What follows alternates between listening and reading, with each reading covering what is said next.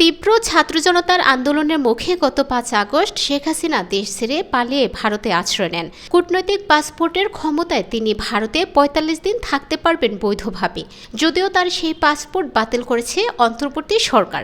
এদিকে আজ বৃহস্পতিবারই তার ভারতে থাকার মেয়াদ শেষ হচ্ছে, অর্থাৎ কূটনৈতিক পাসপোর্টের বদৌলতে তিনি যে ভারতে ৪৫ দিন থাকতে পারেন তা পূর্ণ হচ্ছে আজ।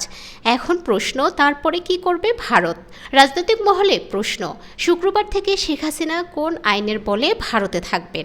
মঙ্গলবার ভারতের পররাষ্ট্র মন্ত্রণালয়ের এক মুখপাত্র জানিয়ে দিয়েছেন, কূটনৈতিক পাসপোর্টের বদৌলতে শেখ হাসিনার ভারতে থাকার মেয়াদ শেষ হলেও তাকে বাংলাদেশে পাঠানোর সম্ভাবনা নেই। তাহলে কোন বলে ভারতে থাকবেন শেখ হাসিনা? কোনো কোনো মহলের যুক্তি, হয়তো তিব্বতী ধর্মগুরু দালাই লামার মতো সমসাময়িকভাবে রাজনৈতিক আশ্রয় দেওয়া হতে পারে হাসিনাকে। তবে ভারতে থাকার বিষয়টি এখন ভারতের সিদ্ধান্তের উপরই নির্ভর করে রয়েছে। শেখ হাসিনা দেশ ছাড়ার পরই বৈষম্য বিরোধী ছাত্র আন্দোলন এবং বিভিন্ন রাজনৈতিক দলের পক্ষ থেকে দাবি তোলা হচ্ছে শেখ হাসিনাকে ভারত থেকে এনে বিচার করার। ইতোমধ্যে ছাত্র জনতা হত্যার দায়ে ১০০রও বেশি মামলা হয়েছে শেখ হাসিনার বিরুদ্ধে। এখন ভারত শেখ হাসিনাকে ফেরত দিতে না চাইলে কি করবে বাংলাদেশ?